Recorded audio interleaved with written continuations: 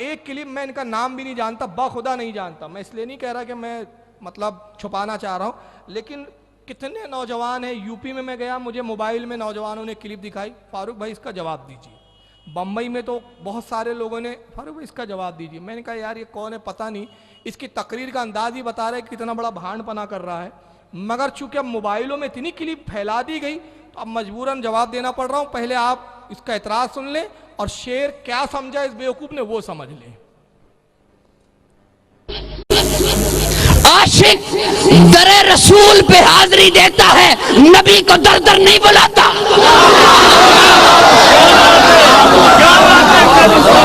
आशिक दरे रसूल पे हाजिरी देता है, नबी को दर दर, नबी को दर दर कहता है। सुना है आप हर आशिक के घर तशरीफ लाते हैं।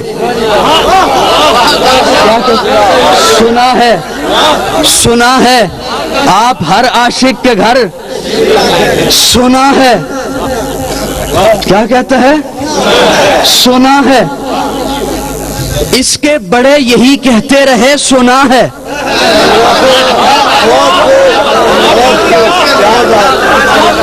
इसके बड़े यही कहते रहे, सुना है। ये यही कहता है, सुना है। आने वाली नस्ल यही कहेगी, सुना है। अरे अगर अपने दावे में सच्चा है, काजी की बात को मात कर के सुना नहीं देखा है। नहीं समझे अगर सच्चा है। क्या एतराज है देख लिया आपने। शेर तो कुछ समझा नहीं, पल्ले कुछ पड़ा नहीं, शायर की मंशा समझ नहीं पाया। पहला जुमला उसका ये था। अच्छा देखिए उसमें बिद्दतें भी थी, मौजू बिद्दत भी है, नोट डाल रहे हैं उसके सर पे। बताइए सुन्नत से साबित है? तो देवबंदी जरा ये बता दे उनको कव्वालों पे नोट निछावर करने पे तो बड़ा एतराज है, हालांकि हमारे यहाँ की जाहिल अवाम करती है वो।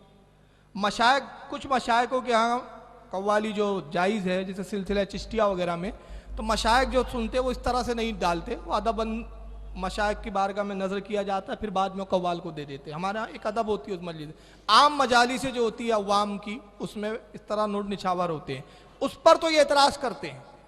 मगर इनके मुल्लाओं पर, इनके स्टेज के बैठे हुए मौलवी जो है नोट डाल रहे हैं, उस पर इनके बारे में कोई फतवा नहीं है, वहाँ सब ज़बानें खामोश है। बहरहाल एतराज़ ये था कि कहता है कि सुना है आप हर आशिक के घर तशरीफ लाते हैं। शेर पर वो एतराज़ कर रहा है, कहा इसके बड़े यही कहते रहे, सुना है। ये भी यही कहता रहा, सुना है, और इसके आने वाले नस्लें भी कहेंगी सुना है। मेरी बात, काजी नाम है उसका, काजी कौन सा आगे पीछे पता नहीं। कहता काजी की बात को मात कर, यानी उसको झूठा डिक्लेयर कर, और ये मत कहे सुना है, ये कहे कि देखा है। उस बेवकूफ़ को यही नहीं पता कि शायर क्या कह रहा है। शायर की यह कैफियत उस वक्त की है जब उसने रसूल को देखा नहीं है। जब तक कोई देखता नहीं है तो वो कहता है सुना है। किससे सुना है? जिन्होंने देखा है उससे सुना है, जिन्होंने दीदार रसूल किया उनसे सुना है कि आशिक के घर सरकार तशरीफ लाते हैं, मेरे घर में नहीं आए। तो अब रसूल की बारगाह में शायर अर्ज कर रहा है, अल्लाह के नबी मैंने बुजुर्गों से सुना है, उलमा से सुना है, मशाइख से सुना है, उन हस्तियों से, उन जातों से सुना है जिन पर आपने करम फरमाया कि आप हर आशिक के घर तशरीफ लाते हैं, मेरे घर में भी हो जाए चिरागा या रसूल अल्लाह। तो अब वो कहता है कि मेरी बात को झुटला और ये कहे, ये ऐलान कर कि सुना नहीं है, देखा है। अब मैं ऐलान करता हूं वाकई हमारे यहाँ देखने वालों ने देखा है, और जब देखा है तो कैफियत बदली है। आला हजरत मेरे दादा पीर है, परदादा पीर है, तो मेरा परदादा पीर भी यही कहता था, सुना है हर आशिक के घर तशरीफ लाते हैं, सुना है। और जब आला हजरत ने देख लिया तो देखने के बाद इनको मुंह चढ़ा के कहा, आंख वाले तेरी जौबन का तमाशा देखे, दीदा कोर को क्या नजर आए, क्या देखे। मेरे पीर ने कहा सुना है आप हर आशिक के घर तशरीफ लाते हैं, सरकार मुफ्ती आजम ने सुना था, देखा नहीं था, तो इल्तिजा क्या करते हैं? कहते हैं आबाद इसे फरमा, वीरा है दिले नूरी, आबाद इसे फरमा, वीरा है दिले नूरी, जलवे तेरे बस जाएं, आबाद हो ये वीराना। और जब देख लिया, दीदार हो गया, तो अब ये नहीं कहा, क्या कहा? सरकार के जलवों से रोशन है दिले नूरी। सरकार के जलवों से रोशन है दिले नूरी, ता हश्र रहे रोशन नूरी का ये काशाना। तो मेरे दादा पीर ने भी पहले कहा था सुना है, और जब देख लिया तो क्या कहा, रोशन रहे ये काशाना। मेरे पीर ने भी कहा सुना है, हर आशिक के घर तशरीफ लाते हैं, मेरे घर में भी हो जाए चरागा या रसूलल्लाह। कहते रहे मेरे पीरो मुर्शिद, मगर जब देख लिए तो क्या कहा, ए जन्नत माना तुझ में हूरो कुसूर रहते हैं, जन्नत मैंने माना तुझ में हूरो कुसूर रहते हैं, आ मेरे दिल का तवाफ कर, मेरे दिल में हुजूर रहते हैं। नारे तकबीर, नारे रिसालत, जश्ने गौसे आजम, जश्ने गौसुल वरा, हुजूर शहीद राह मदीना, हुजूर शहजादे शहीद राह मदीना, अल्लामा फारूक खान साहब रिजवी।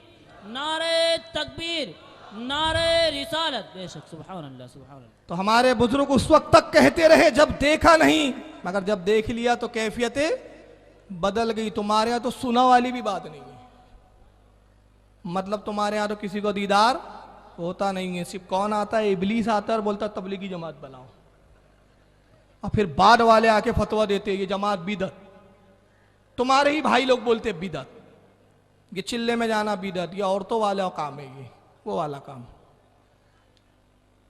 अब पहला इतराज क्या था, आशिक नबी को बुलाता नहीं है, दर दर भटकाता नहीं है, नबी की बारगाह में हाजिर होता है। ये कितनी बड़ी जहालत है उसकी देखिए। हुजूर मोइन मिल्लत तशरीफ फरमा है, ये हमारे बुजुर्ग है, पीर तरीक़त है, रहबर शरीयत है, हमारे मशाइख है। मैं हजरत की बारगाह में जाऊं और अर्ज़ करूं हुजूर मेरे घर आप तशरीफ ले आए कि मेरे घर में बरकतें आ जाए, ये दर दर भटकाना है कि सादत मंदी की बात है? इन जाहिलों को कुछ अता पता नहीं है। आइए हदीस शरीफ सुनाता हूँ, बुखारी शरीफ की हदीस है। एक सहाबी रसूल जो ज़ईफ़ुल उम्र है, मस्जिद नबवी में हाजिर होते हैं, मगर बारिश के दिनों में यह होता था कि उनके घर और मस्जिद नबवी के दरमियान में एक नाला था जिस पर एक छोटा सा पुल था। जब बारिश ज़्यादा होती तो पानी नाले के ऊपर से बहता, तो वो ज़ईफ़ बुजुर्ग साहबी जो है वो मस्जिद नबवी की हाज़िरी से महरूम हो जाते। तो एक मरतबा रसूलुल्लाह की खिदमत में हाजिर हुए, अर्ज़ करते या रसूलुल्लाह बारिश जब ज़्यादा होती है सरकार, तो हाल ये होता है कि मैं मस्जिद में नहीं आ पाता हूँ, तो आप मेरे घर तशरीफ़ ले आएँ और मेरे घर में एक कोने को मस्जिद बना दे। सरकार अबू बकर सिद्दीक के साथ तशरीफ़ लाते हैं, वो सहाबी के घर में आप आए और फरमाया बताओ कहाँ मैं नमाज पढ़ूँ कि तेरे लिए वो मुसल्ला हो जाए, नमाज की जगह हो जाए। उन्होंने कोने पे इशारा किया, अल्लाह के नबी ने वहां नमाज पढ़ी, अबू बकर ने नमाज पढ़ी और इरशाद फरमाया मैंने इस जगह को मस्जिद बना दिया, अब तू यहाँ नमाज पढ़ेगा तुझे मस्जिद का सवाब मिलेगा। सुभान अल्लाह, माशाअल्लाह। तो ये आना, बड़ों का आना, ये क्या होता है? सादत मंदी होता है। बड़ों की बारगाह में जाना भी सादत, बड़ों का अपने घर में भी आना सादत। तो हम रसूल को दर दर नहीं भटकाते, रसूल भटकते नहीं है, रसूल तो हर जगह मौजूद रहते हैं, रसूल तो मौजूद रहते हैं। बहरहाल इन्होंने नबी को कैसे कहां का बुलाया दर दर, आइए कुछ झलकियां देखेंगे आप। एक झलक दिखा रहा हूं, हिकायात औलिया मौलवी अशरफ अली थानवी साहब की किताब है ये, कुतुब खाना नईमिया देवबंद से छपी है, सफ़ा नंबर 433। हकीमुल उम्मत मौलाना अशरफ अली इनके लिखते हैं कि हज़रत वाली साहब ने फरमाया कि दीवान मोहम्मद यासीन मरहूम जो हज़रत नाना तवी रहमतुल्लाह अलैह के खुद्दाम में से थे, उनका जिक्र जहर मशहूर था। ये नामुमकिन था कि उनका जिक्र सुनकर कोई बगैर रोए हुए वहाँ से गुजर जाए। नहायत ही दर्दनाक आवाज़ में जिक्र करते थे और बहुत रोते थे। हर वारिद व साविर पर इस जिक्र और गिरिया का असर पड़ता था और वो भी रोता था। खुद फरमाते थे कि मैं एक दफ़ा छत्ते की मस्जिद के शुमाली गुम्बद के नीचे जिक्र जहर में मसरूफ़ था। जिक्र जहर अल्लाह अल्लाह ज़ोर ज़ोर से जो पुकारा जाता है ना, उसको जिक्र जहर कहते हैं।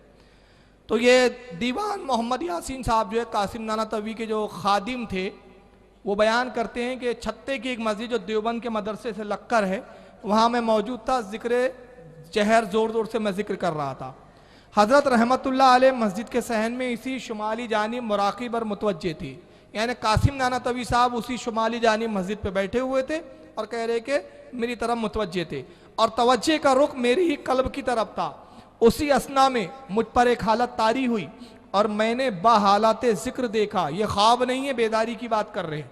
मैंने बाहालात जिक्र देखा कि मस्जिद की 4 दीवारी तो मौजूद है मगर छत और गुंबद कुछ नहीं, बल्कि एक अजीम शान रोशनी और नूर है जो आसमान तक फिजा में फैला हुआ है।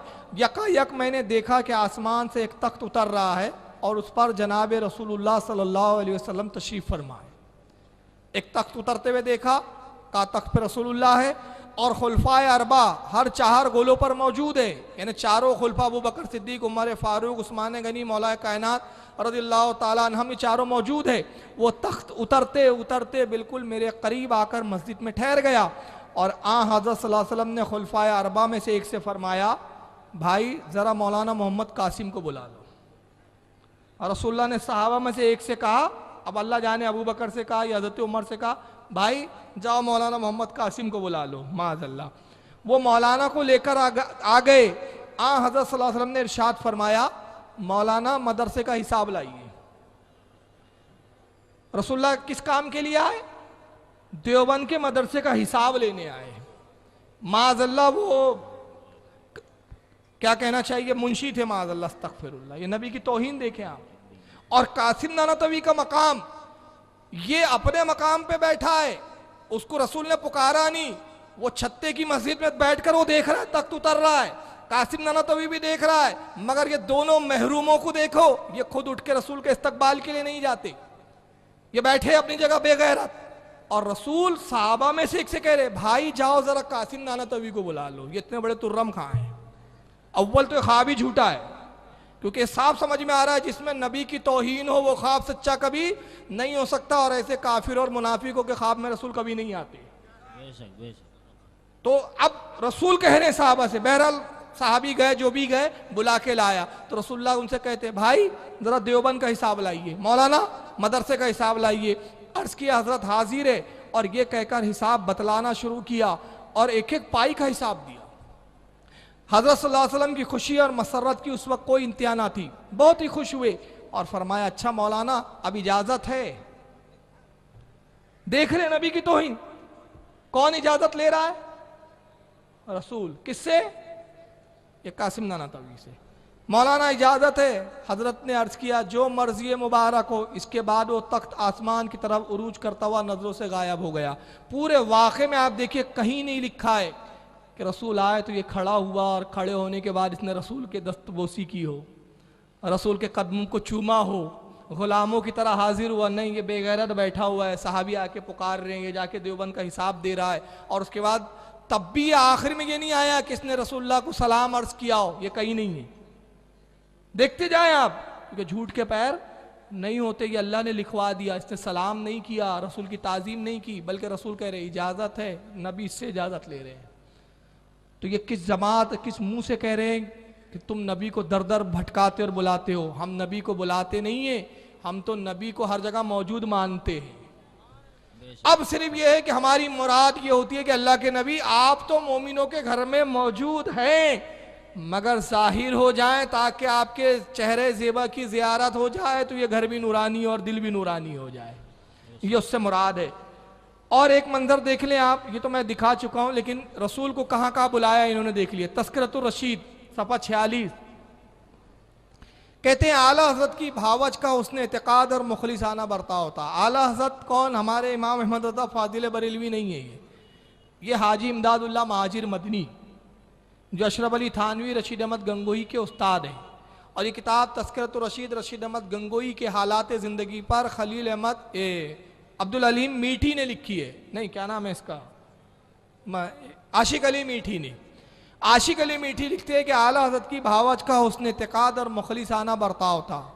मेहमानों का खाना खुद पकाती थी और किसी मेहमान के ना वक्त आने से कभी तंगदिल ना होती थी। एक दिन आला हज़रत ने ख्वाब देखा कि आपकी भावज आपके मेहमानों का खाना पका रही है कि जनाब रसूल मकबूल सल्लल्लाहु अलैहि वसल्लम तशरीफ़ लाए, और आपकी भावज से फरमाया कि उठ, तो इस काबिल नहीं कि इमदादुल्लाह के मेहमानों का खाना पकाए, उसके मेहमान उलमा है, उसके मेहमानों का खाना मैं पकाऊंगा। ये नबी को बावर्ची बना के बुला रहे हैं, तो अपने घर की पहले इनको खबर लेनी चाहिए, उसके बाद दूसरों पे ये वो करें। बहरहाल गुफ्तगू चली थी हमारी मिलाद